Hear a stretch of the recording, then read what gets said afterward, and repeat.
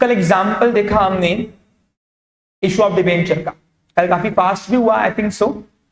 अब आज का नया वैरायटी शुरू करने के पहले सबसे पहले हम देखते हैं कि एंट्रीज बनती कैसे और क्यों बनती है। कल मैंने करा तो लिया, लेकिन बाद में ऐसे रियलाइज हुआ मुझे कि शायद से कुछ मिसिंग था। मिसिंग क्या था बताओ? मिसिंग था ये कि एंट्री कर तो ली, लेकिन उसके रीजंस क्यों बनी ऐसी एंट्रीज और इसके अंदर वेरिएशन क्या क्या आ सकते हैं वो अपन ने डिस्कस किया ही नहीं। तो आज पहले एक एंट्री का फॉर्मेट बेसिक अपन सीख लेते हैं, ओके। उसके बाद हम एग्जाम्पल को सॉल्व करेंगे। अब एक बार अगर आपने एंट्री सीख लिया तो आपने सिर्फ वहां पे आंकड़े चेंज करने, बाकी तो पूरी वही रहेंगी एंट्रीज बेसिक। तो देखिए ध्यान दीजिए, अब एंट्रीज क्या होती है। सबसे पहले एप्लीकेशन की एंट्री क्या होती है। देखो हर एक इंस्टॉलमेंट की 2 एंट्री होती है, ओके। हर एक इंस्टॉलमेंट की 2 एंट्री होती है। क्यों होती है एंट्री और वो एंट्री किसके लिए होती है, इसके ऊपर 5 मिनट पहले खर्चा करेंगे अपन। सबसे पहले यहां पे जब एप्लीकेंट्स अप्लाई करते हैं बैंक में बैंकर के थ्रू, तो उसकी एंट्री 2 होती है। पहली एंट्री अमाउंट रिसीव की एंट्री होती है बैंक के पॉइंट, मतलब कंपनी के पॉइंट ऑफ व्यू से बैंक के लिए। तो पैसे आते बैंक में, इसलिए बैंक को अपन डेबिट करते, बाय बैंक अकाउंट डेबिट।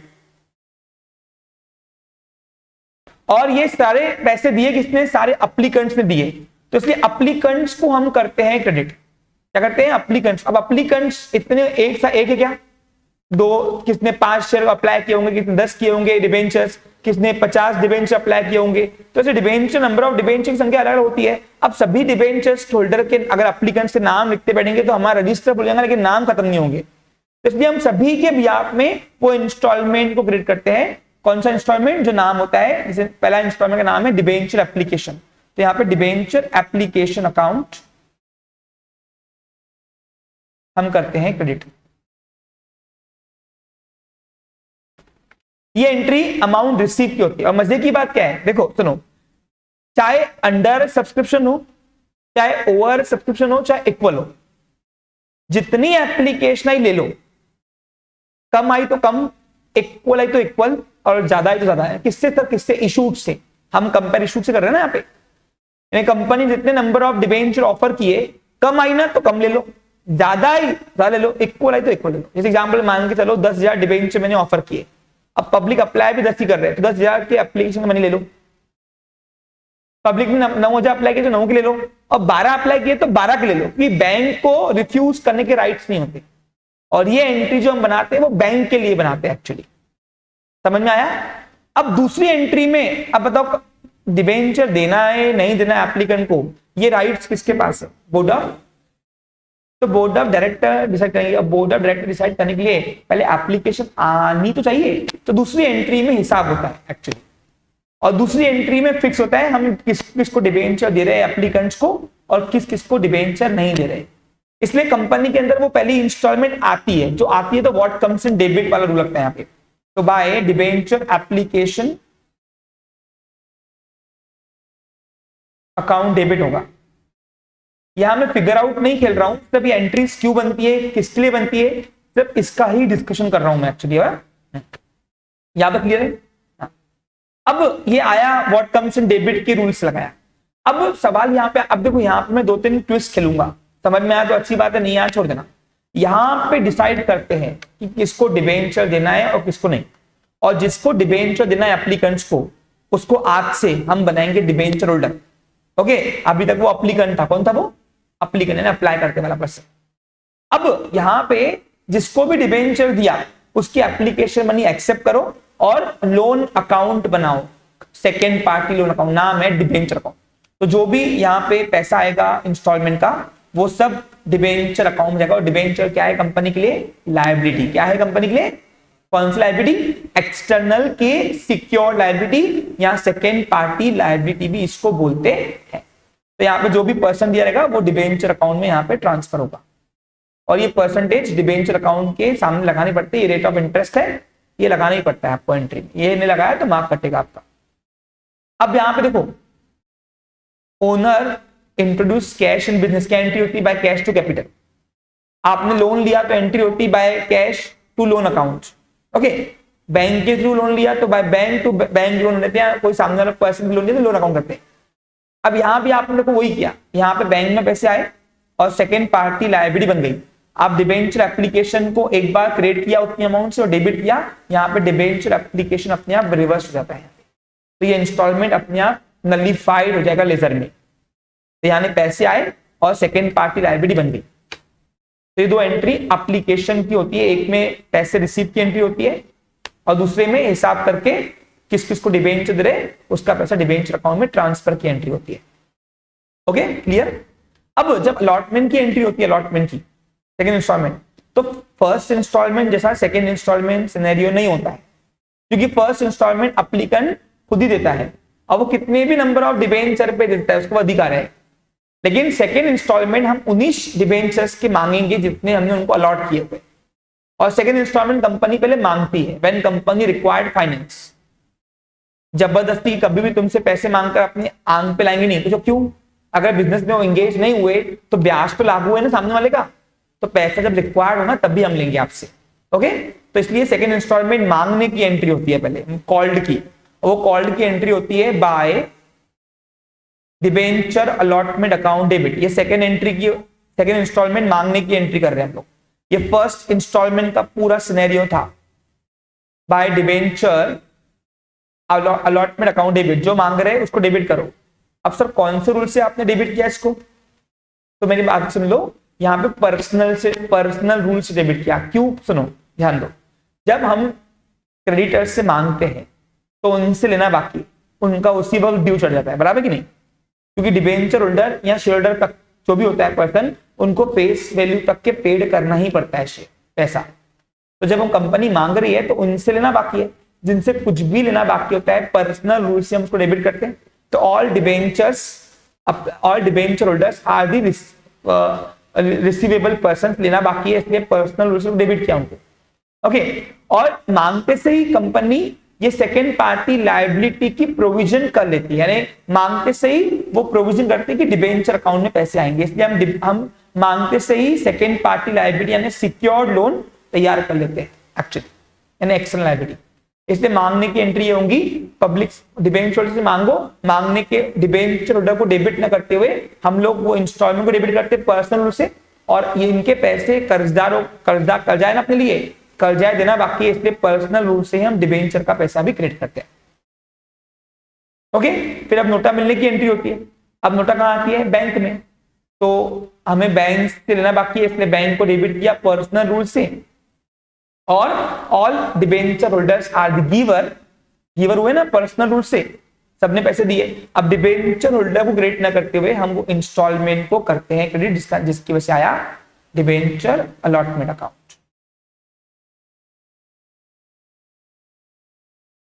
अब यहां पे भी आप अनुभव करोगे, डिबेंचर अलॉटमेंट एक बार डेबिट हुआ, एक बार क्रेडिट हुआ, एंट्री वो हुई, पैसे आए और सेकेंड पार्टी लायबिलिटी तैयार हो गई, पैसे आए और डिबेंचर अकाउंट में ट्रांसफर। अब थर्ड इंस्टॉलमेंट अगर होती कॉल मनी, तो कॉल मनी की भी एंट्री क्या होंगी? वही होंगी, क्या होंगी सुनिए, एंट्री होंगी बाय, अब थर्ड इंस्टॉलमेंट कंपनी पहले मांगती है, मांगना सबसे और पूरे, मांगना सबसे और पूरे। अब जितने डिबेंचर बिके होंगे, अलॉट किए होंगे, हम मांगेंगे भी उतने डिबेंचर से, और डिबेंचर मांगने की एंट्री क्या होंगी? By debenture call money account debit. अब सर कॉल मनी कौन सी होगी?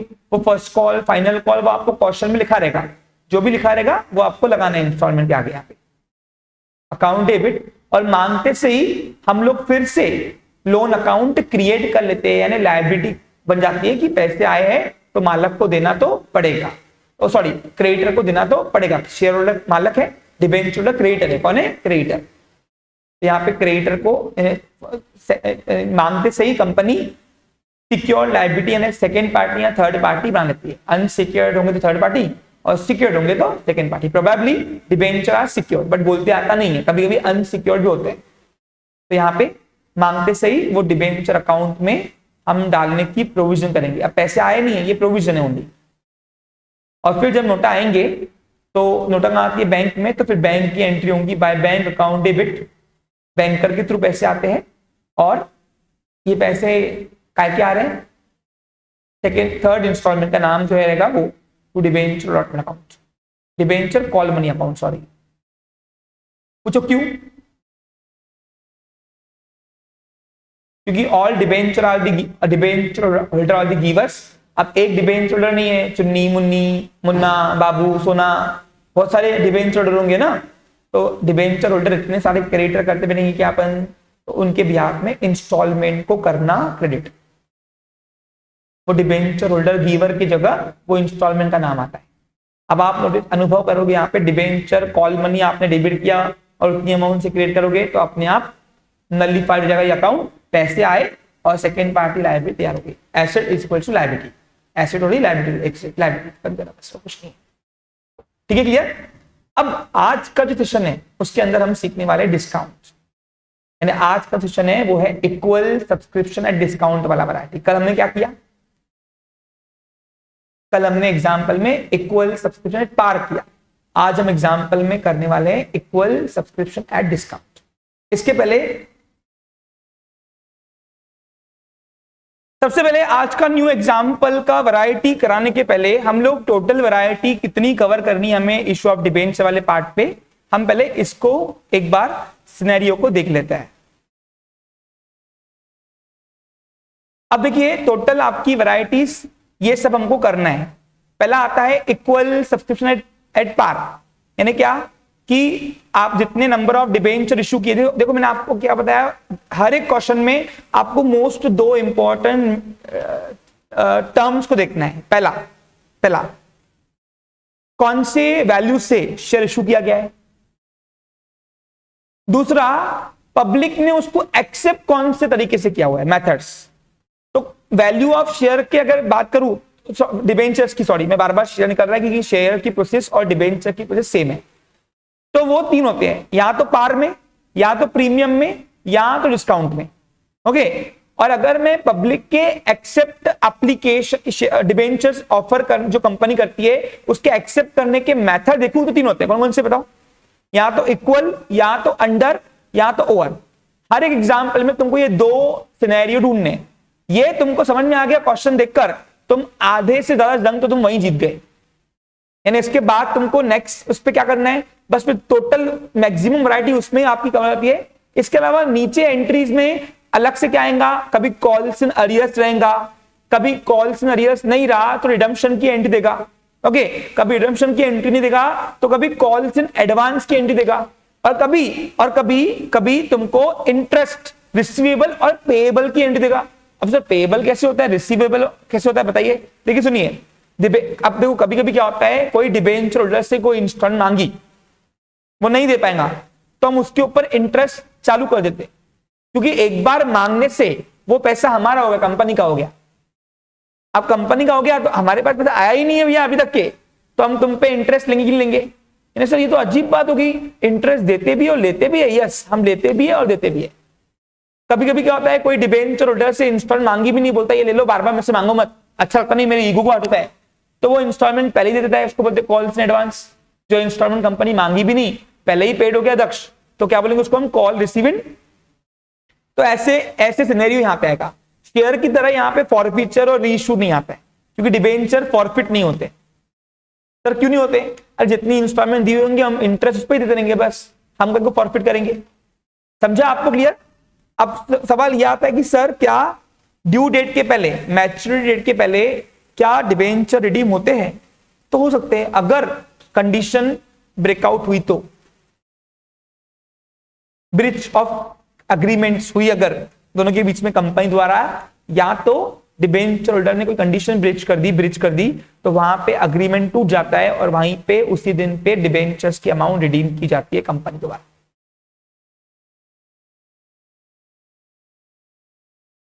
नहीं, जिसको रिडीम करना है उसकी एंट्री करना। यानी आईसीआई आपको कुछ भी पूछ सकता है, भैया वो आईसीआई है इसलिए, तो अपना माइंडसेट बिगिनिंग से लेकर वैसा बनाओ। मैं बोलूंगा अकाउंटिंग हो या बिजनेस लॉ हो या कोई अदर सब्जेक्ट भी क्यों ना हो। समझा मेरी बात को, समझ में आया अच्छे से। तो ये सब टोटल वैरायटी आपको करना है, जिसमें से हमने पहली वैरायटी कौन सी की बताओ, हमने की हुई है यहाँ पे, ये देखो बच्चा लोग। हाँ, तो आज की जो न्यू वैरायटी हम करने जा रहे हैं, आज मैं फिर से आपको इक्वल सब्सक्रिप्शन ला रहा हूं, लेकिन आज हम डिस्काउंट में करेंगे। और डिस्काउंट में करने के पहले डिस्काउंट के टर्म्स को पहले समझते हैं। देखिए जब भी होता क्या है डिस्काउंट, पहले 2 मिनट इसके ऊपर बातें करेंगे, वैसे तो इशू ऑफ शेयर में काफी डीपली कंसेप्ट मैंने डिस्काउंट का लिया हुआ है, बाकायदा उसकी बैलेंस शीट भी कराई है, और ये बैलेंस शीट आपको यहाँ भी काफी हेल्प करती है। अगर आपको इशू ऑफ शेयर की बैलेंस शीट आती है और डिस्काउंट की एंट्री आती है तो आपका कॉम्प्लीमेंट्री इशू ऑफ डिबेंचर के अंदर भी डिस्काउंट आपको आ जाता है। होता क्या है समझ लीजिए, देखो जब भी कंपनी का गुडविल डाउन होता है मार्केट में, कंपनी को कोई कर्जा देने को भी रेडी नहीं होता है, तो कंपनी को मजबूरन अपनी प्राइमरी मार्केट में अपना सिक्योरिटी यानी डिबेंचर शेयर जो है वो फेस वैल्यू से कम में बेचना पड़ता है, और उसी को हम बोलते हैं डिस्काउंट। क्या बोलते हैं उसको हम? जो 100 का शेयर है 80 में बेच दिया, 90 में बेच दिया, देंगे हम 100 रुपए पर तुमको, लेकिन तुम दो 80 रुपए माला, और तुमको प्रॉपर्टी जो है वो 100 की दे रहे, यानी क्रेडिटरशिप तुमको 100 की दे रहे, रिडम्पशन आपको 100 का देंगे फेस वैल्यू जितना। तो कंपनी जब भी अपने फेस वैल्यू से प्राइमरी मार्केट में अपना डिबेंचर या शेयर कम निकालती है, कम भाव निकालती है, उसको बोलते हैं इशू है डिस्काउंट। समझा क्या मेरे प्यारे बच्चों? हाँ, अब डिस्काउंट जो है, डिस्काउंट का पैसा जो है कंपनी अपने जेब से निकालती है। पूछो क्यों? क्योंकि देखो रिडीम अगर तुमको पूरे करने 100 रुपए, तो मुझे लायबिलिटी भी पूरे 100 रुपए दिखानी पड़ेगी, लेकिन मैं एक डिबेंचर से लूंगा कितना? 100 से कम ही लूंगा अगर डिस्काउंट बेचूंगा तो। अब वो 80 भी हो सकते हैं, 90 भी, 100 भी, नहीं 95 भी, लेकिन 100 से कम होंगे। तो जितने भी पैसे कंपनी नहीं ले रही है क्या, तो कंपनी उसको अपने जेब से निकालती है, बेयर करती है, और कंपनी के लिए वो कैपिटल एक्सपेंस है। क्या है वो? कैपिटल एक्सपेंस का दूसरा नाम एसेट होता है, एसेट, फिक्टिशियस एसेट। याद करो, कंपनी उसको मिसलेनियस या प्रिलिमिनरी एक्सपेंसेस के नाम से दिखाती है। अभी होता क्या है सर, कंपनी ऐसे समझेगी कि वो फॉर्मेशन एक्सपेंस लग गए हमारे। कोई भी दुकान चालू करने में स्टार्टिंग में हमको लॉस बेयर करने पड़ते ना। अब मैंने भी आईसीए का सीए फाउंडेशन शुरू किया होगा, स्टार्टिंग में तो लॉस ही बेयर कर रहा हूं, है ना। अभी हमको ना थोड़ा प्रॉफिट भी चल रहा है, फायदा तुम्हारा है अभी स्टूडेंट्स का पूरा। तो सोचने वाली बात क्या है कि स्टार्टिंग में एस्टेब्लिश करने के लिए जो खर्चा लगता है वो लगता ही है, उसको कोई हम कम ज्यादा कर सकते नहीं है। समझा? तो यहां पर भी कंपनी जब अपने डिबेंचर कम भाव में बेचती है तो कंपनी उसको एज अ कैपिटल एक्सपेंस मानकर, यानी वन टाइम एक्सपेंस मानकर, एज अ प्रिलिमिनरी एक्सपेंसेस या मिसलेनियस एक्सपेंसेस दिखाकर वो अपना जुगाड़ चला लेती है, काम चलाती है। अब कैपिटल एक्सपेंस ऑलवेज है कौन सा बैलेंस? Debit balance. अरे कैपिटल एक्सपेंस बोलते किसको बताओ? जो वन टाइम लगता है। अब बताओ ये सारे खर्चे क्या बार बार करेंगी क्या कंपनी? क्या आजीवन काल में 100 के 90 में बेचेंगी क्या? ये भाई अभी फिलहाल परिस्थिति वैसी है इसलिए कर रहे हैं हम लोग, तो इसलिए कंपनी अब इसकी एंट्री क्या होंगी वो अपन यहाँ पे अकाउंटिंग के साथ या आज हाथों कराते। पहले मैं समझाऊं फिर मैं कराऊं, बेटर ऑप्शन क्या है? शुरू करो। अब सर आप बोल रहे हो अगर 100 रुपए की फेस वैल्यू है, कंपनी हमसे 80 रुपए या 90 रुपए लेंगी, 100 से कम लेगी, तो 10 जितने भी कम ले रही है वो कंपनी अपने जेब से भरेगी। आज नहीं भरेगी तो कल तो भरना ही पड़ेगा। पूछो क्यों? क्योंकि अगर हमने इशूड कंपनी ने डिस्काउंट से किया है तो वो रिडीम डिस्काउंट से नहीं कर सकती। Company debenture can be redeem at par और at premium but never at discount. Hello, तो अब सोचने वाली बात क्या है, अब डिस्काउंट से अगर रिडीम नहीं करेगी कंपनी डिबेंचर्स, तो कल जो क्रेडिटरशिप का, क्रेडिटर होल्डर्स को यानी डिबेंचर होल्डर का मैच्योरिटी पीरियड आएगा तो इनको रिडीम तो पूरा फेस वैल्यू जितना ही करना पड़ेगा कि नहीं? तो आगे चल के तो पैसे नहीं है, इसलिए कंपनी अभी से ही उनके लिए अलग से पैसे रख देती है, और वो कंपनी क्या मानती है कि हमारा क्या हो गया? वन टाइम एक्सपेंस हो गया, कैपिटल एक्सपेंस। इसको लॉस नहीं बोलते, और बैलेंस शीट के अंदर इसको मिसलेनियस या तो प्रिलिमिनरी एक्सपेंसेस के नाम से दिखाना पड़ता है, जो मैंने आपको इशू ऑफ शेयर की बैलेंस शीट में कराया था, अगर आपको याद होगा तो। किसने इशू ऑफ शेयर की बैलेंस शीट देखी है? ऐसे हैंड रेस करो मेरे ऑफलाइन वाले प्यारे बच्चों। याद है डिस्काउंट की एंट्री मैंने कैटेगरी कराई थी ना, यहां पे भी लिख के आना कैटेगरी। शुरू करें? चलो, तो ऐसा एग्जाम्पल आपके सामने डिस्प्ले हो रहा है, प्लीज फोकस करेंगे। आज 3 से एग्जाम्पल निपटा देते हैं। आज अपन 3 करेंगे। देखो, पहला इक्वल सब्सक्रिप्शन एट पार किया अपन ने, अब इक्वल सब्सक्रिप्शन एट डिस्काउंट करेंगे, इसके बाद इक्वल सब्सक्रिप्शन एट प्रीमियम करेंगे। पहला वो क्राइटेरिया पूरा खत्म हो जाएगा आपने, ठीक है।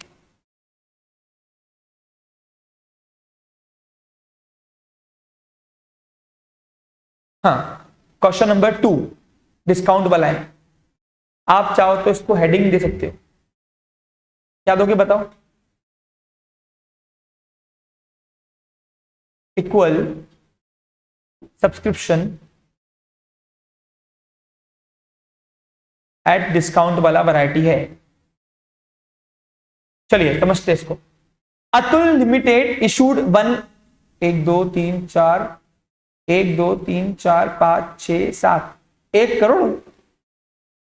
1 करोड़। ये आईसीआई को तुम्हारे आंकड़ों में गड़बड़ी कहानी है क्या? देखो ना, मॉड्यूल के एग्जाम्पल है आप कहा ये 8% ऑफ 100 ईच।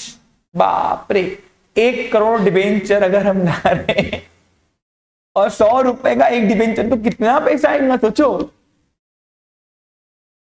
100 करोड़ आज तक आपने कभी देखे भी नहीं होंगे। देखे तुमने? देखे? मैंने भी देखे नहीं कभी। ठीक है, ये आईसीआई हमारा विजन बड़ा करना चाहती क्या? Each at discount of 10। अब 10% है यार। अब बताओ 10% किस पे निकालोगे? फेस वैल्यू पे। अब 100 रुपए का डिबेंचर है, अब 100 रुपए का 10% आता है। मालूम है कैसे आते? कोई भी अमाउंट का लास्ट का 0 आया तो 10% होते, 10 रुपए। अब 100 का डिबेंचर कितने बेचेगी कंपनी? 90 में। 10 रुपए अपने जेब से भरेगी, यानी डिबेंचर अकाउंट में डालेंगी कितने? 100, लेकिन 10 अपनी जेब से। अब सर कौन सी इंस्टॉलमेंट में डिस्काउंट सेटल होता है? प्रोबेबली अलॉटमेंट में। कहां? प्रोबेबली अलॉटमेंट में, अलॉटमेंट इंस्टॉलमेंट में। अब देखते हैं कैश लेते, रिडीमेबल एट पार। देखो बेच रहे डिस्काउंट में, लेकिन बोलेंगे रिडीम जो करेंगे वो पार में करेंगे at the end of the 10 years. 10 साल बाद करना है अपने को। Money was payable as follows. अब 100 रुपए, सॉरी 90 रुपए कैसे लिए जा रहे? देखो 30 रुपए एप्लीकेशन के साथ और 60 रुपए अलॉटमेंट के साथ। अब देखो यहां 30 रुपए आएंगे पब्लिक से, आम जनता से, अप्लीकेंट से, पूरे डिबेंचर अकाउंट में ट्रांसफर हो जाएंगे। मानता मैं ये 8% क्या है? ये 8% सिर्फ इंटरेस्ट रेट है, इसका सब शो करना पड़ता है बस एंट्री में, इसका और कुछ काम नहीं है। लेकिन ये 10% जो ये डिस्काउंट है, कंफ्यूज नहीं होना, डिस्काउंट कहां दिया है और इंटरेस्ट रेट कहां दिया, समझा आपको? क्लियर? अब देखो 30 रुपए यहां पे आएंगे, ट्रांसफर हो जाएंगे लोन अकाउंट में, यानी डिबेंचर अकाउंट में। लेकिन यहां पे पब्लिक से हम मांगेंगे 60 रुपए, और मांगते से यहां पे 10 रुपए हमारे जेब से दिखाना प्रोविजन एक्सपेंस। कौन सा एक्सपेंस? Capital expense. डिस्काउंट की एंट्री करना मांगते से ही। लेकिन जब बैंक की एंट्री आएंगी तो उसमें डिस्काउंट शो होता नहीं है, क्योंकि बैंक बोलेंगे ये जुगाड़ तुम ही करते बैठो, हमारा काम है all applicant all debenture giver होंगे, इसलिए आप उसको पैसे ले लो मुझसे। समझा? Record journal entries regarding issue of debenture. बस क्या है इसमें? कहानी में छोटा ट्विस्ट लाऊं, मजा नहीं आ रहा है इसमें। कभी कभी क्या होता है, बैंकर है ना, बैंकर हमसे ये सब करने के खर्चे लेती है, चार्जेस लेती है। बैंक क्यों फ्री में करेगी भैया? बैंक बोलेंगे तुम्हारे डिबेंचर आएंगे, हमारे क्लर्क से बातचीत करेंगे, झगड़ा भी करेंगे कभी कभी, तुम्हारे भी आप हम एप्लीकेशन लाएंगे, फिर तुमको भेजेंगे। हमारे वाला काम हम क्यों करे बैठे? कमा तुम रहे हो, लोन तुम ले रहे हो, ब्याज तुम दोगे, हम बैठे बैठे बीच में सब ऐसे ही बस काम करते बैठे तुम्हारे लिए। तो कभी कभी क्या होता है, एक्सपेंस, ये इशू ऑफ शेयर के बैंक को एक्सपेंस देने पड़ते हैं, तो उसकी एक एंट्री कर दो, लास्ट में इधर लिख दो, बैंक चार्ज कितना करूं? ₹12,000 एस इशू ऑफ डिबेंचर।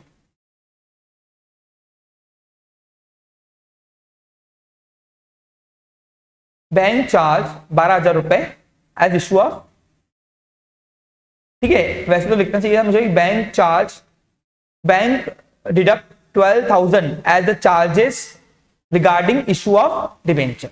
वो भी लिखा स्टेटमेंट तो भी चलेगा, एक जगह नहीं है यहाँ पे, इसलिए शॉर्टकट लिख दिया मैंने। तुम समझ गए होंगे होपफुली।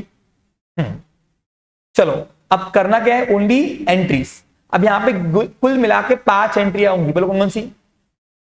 2 एंट्री आऊंगी एप्लीकेशन की, 2 एंट्री आऊंगी अलॉटमेंट की, डिस्काउंट कंबाइन करेंगे, और एक लास्ट एंट्री बैंक चार्जेस की एंट्री मार लेंगे। ठीक है, चलो बच्चा लोग प्रोफार्मा बनाया जाए।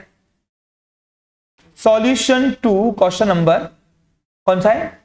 2 लिखो यहां पे, in the book of Atul limited, है ना, journal entries. Please proforma fast बनाया जाए। प्रोफार्मा सिखाने के लिए मैं कोई इंटरेस्टेड नहीं हूं।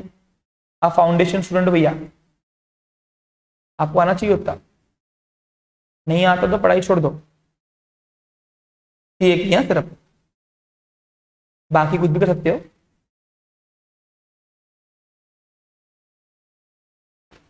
यहां आएगा सीरियल नंबर, यहां पर्टिकुलर, यहां पे LF, डेबिट अमाउंट, रुपीस के साइन देना है, और क्रेडिट अमाउंट, यहां पे करेंसी का साइन देना है, इंडियन करेंसी। ओके, रुपीस से चलता है। चलिए, हाँ, अब फर्स्ट इंस्टॉलमेंट कंपनी मांगती नहीं, खुद ही आती, और नोटा कहां आती? बैंक में। अब बताओ, जितनी एप्लीकेशन ले लो, कम तो कम, इक्वल तो इक्वल, ज्यादा तो ज्यादा, क्योंकि बैंक को रिफ्यूज करने का राइट।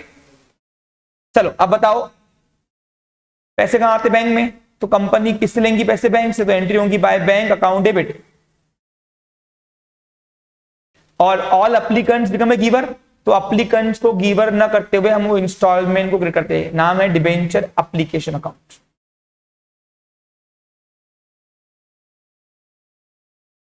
कितना आया बताओ? यहां लिखो being application money received on, है ना, रिसीव्ड ऑन कितना? 1 करोड़, 1 करोड़ डिबेंचर ना, 1 करोड़ 8% डिबेंचर। ये 8% क्या है? Rate of interest. नरेशन में डिटेक्ट कर रहा हूं, सॉरी। हाँ, 1 crore 8% debenture at the rate rupees कितना है? हाँ, 30 रुपीस ईच। ओके, हाँ, तो ऐसे 30 करोड़ रुपए होते हैं। तो 30 करोड़ में 8 जीरो आएंगे मेरे ख्याल से ना, 30 का 3 जीरो, और करोड़ में 7 जीरो आते हैं। 1 2 3 4 5 6 7। ये कैलकुलेटर होने का नाजायज फायदा दे रही बड़ा ऐसी। Okay, being okay narration. हाँ, अब दूसरी एंट्री में वो इंस्टॉलमेंट लेके आओ और उसका करो हिसाब। अब बताओ, कंपनी के पास हिसाब करने के लिए कौन सी इंस्टॉलमेंट आ रही है? फर्स्ट। नाम क्या है उसका? तो लेके आओ। अब यहां पे हिसाब करना है, किसको डिबेंचर देना है, किसको नहीं। तो पहला सेकंड एग्जांपल में यहां पे सबको दिया गया है इक्वल सब्सक्रिप्शन आया हुआ है ना, जितने ऑफर किए पब्लिक ने मांग भी उतनी की है। तो ये कैसे मालूम पड़ता है? जब कुछ नहीं दिया है, पब्लिक सब्सक्राइब कितना किया तो उतना ही है, इक्वल हो गया। मतलब नहीं तो लिखा रहेगा कि पब्लिक एक्सेप्ट इतनी इतनी एप्लीकेशंस, वो क्वेश्चन में लिखा रहेगा, आपको आगे आएगा तो बताऊंगा। अब बताओ, 1 करोड़ एप्लीकेशन आई थी, एक्सेप्ट करना है सबका, कर दो, और कर दो तो सेकेंड पार्टी लायबिलिटी बना दो, यानी ये पूरे पैसे डिबेंचर अकाउंट में ट्रांसफर करो। और लायबिलिटीज ऑलवेज है, वो कौन सा बैलेंस? Credit balance. तो यहाँ पे 8% डिबेंचर अकाउंट में ट्रांसफर कर दो, 30 करोड़।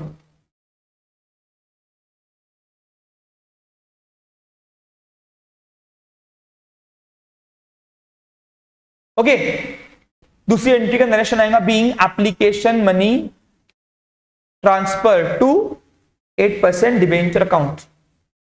ये बन गई कंपनी के लिए कर्जा। कौन सा कर्जा? External liability. ओके, अब क्या होगा? अब सेकेंड इंस्टॉलमेंट कंपनी पहले मांगती है, मांगना सबसे और पूरे। अब यहां पे एक डिबेंचर है 100 रुपए का, दक्ष। ओके, एक डिबेंचर है 100 रुपए का, लेकिन कुल मिला के हम मांग रहे 90 रुपए, क्योंकि 10% डिस्काउंट से बेचा है अपन ने। तो यहाँ पे पब्लिक से मांग रहे कितने? 90 रुपए। अरे डिबेंचर होल्डर से मांग रहे कितने? 90। और अलॉटमेंट में कितने मांग रहे? 60। कितने मांग रहे? तो जब मांग रहे 60 रुपए तो देंगे भी कितने? तो अगर 60 रुपए ही देंगे तो लेना कितना बाकी है डिबेंचर होल्डर से? 60। तो इसे डिबेंचर अलॉटमेंट जो है ना, वो 60 रुपए से डेबिट करना by debenture allotment account debit. Debenture holder का नाम डेबिट ना करते हुए इंस्टॉलमेंट को डेबिट करते ना अपन। अब यहाँ पे मैं वर्किंग कर रहा हूं, तुम लोग वर्किंग यहाँ पे नहीं करके आना, सब दिखाने भी कर रहा हूं मैं यहाँ पे वर्किंग तुम्हारी। तो देखो, 1 करोड़ डिबेंचर से 60 रुपए मांग रहा हूं मैं, तो होते हैं 60 करोड़। कितने होते हैं?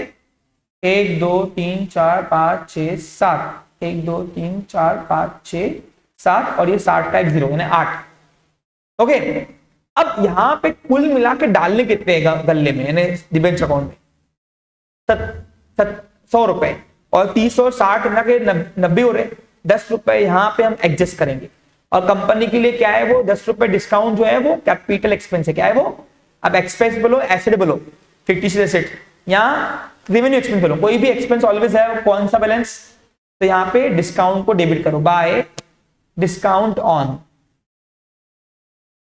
Discount on issue of debenture लिखना,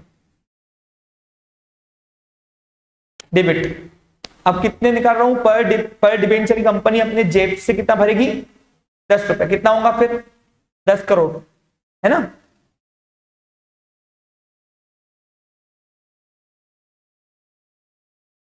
₹10 करोड़ अपने जेब से भरेगी, और मांगते से ही हम पूरी प्रोविजन करेंगे कि पैसे आएंगे, और सेकेंड पार्टी लायबिलिटी मांगते से ही बन जाती है।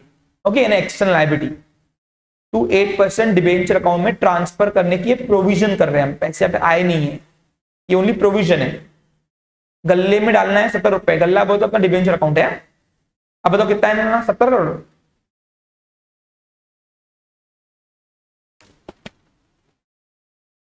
ओके, तो ये थी डिस्काउंट के सेकेंड इंस्टॉलमेंट अलॉटमेंट मांगने के साथ साथ डिस्काउंट को एडजस्ट करना। अब जब बैंक में नोट आएंगी तो बताओ, मैंने डिबेंचर होल्डर से मांगे अगर पर डिबेंचर के 60 रुपए, तो बैंक में डालेंगे भी कितने? 60 रुपए। तो यहाँ पे बैंक में 60 रुपए आएंगे, तो ले लो। अच्छा, नरेशन कितना आएगा? Being debenture allotment money made या called on 1 crore debenture at ₹60 after adjusting discount ₹10 each. After adjusting discount ₹10। Okay, अब क्या होगा बोलो? अब नोटा आएंगी। नोटा कहां आती? बैंक में। ले लो, बाय बैंक अकाउंट डेबिट, और all debenture holder are the givers. अब डिबेंचर होल्डर को गिवर को क्रेडिट न करते हुए वो इंस्टॉलमेंट करना, क्योंकि एक डिबेंचर होल्डर से पैसा नहीं आ रहा है, बहुत सारे लोगों से आ रहा है, इसलिए हम वो इंस्टॉलमेंट को करते हैं क्रेडिट।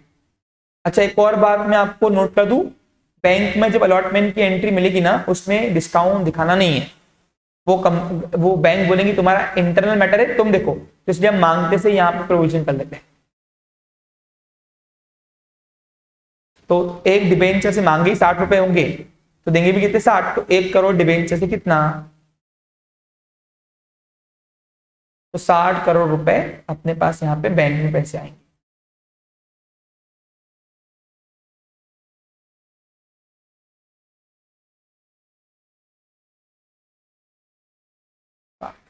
एक, दो, तीन, चार, 5, 6, 7। ओके, अब क्या होगा? नरेशन आएगा। लिखो, being debenture allotment money received on 1 crore debenture at ₹60। अब लास्ट की एक एंट्री है, न्यू है, ये इश्यू ऑफ शेयर में भी आ सकती है। ओके, और अब बताओ, बैंक ये सबके हमसे 12,000 रुपए चार्जेस ले रही है कि हम तुम्हारे लिए क्यों बीच में आए, तुम्हारे डिबेंचर होल्डर के लिए सारी ब्रांचेस मैंने ओपन रखी, मेरे कर्मचारी तुम्हारे काम में लग गए थे, तो उसका पैसा तो भैया, तो बैंक ने हमसे चार्जेस लिया। अब चार्जेस ऑलवेज है, ये बैलेंस कौन बोलता है? Nominal rule. तो बैंक चार्जेस डेबिट कर देना, और कभी भी बैंक कोई भी चार्जेस जब काटती है ना, तो तुम्हारे घर से आके कंपनी के हेड ऑफिस में आके पैसे मांगी नहीं, डायरेक्ट हमारे बैंक अकाउंट से उड़ा देगी पैसे। ओके, तो पैसे कहां से गए? बैंक से। तो इसकी एंट्री क्या बनेगी? लिख लीजिए। एक मिनट बच्चा लोग, मेरे को पता है आपको आता है। तो एंट्री होंगी by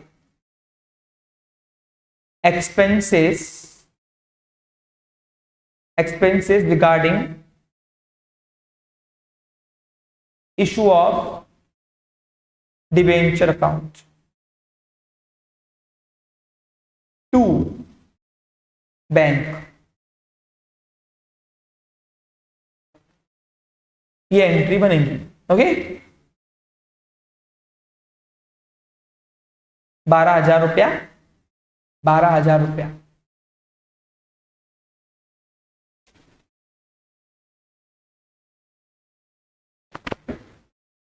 being expenses paid regarding issue of debenture through bank.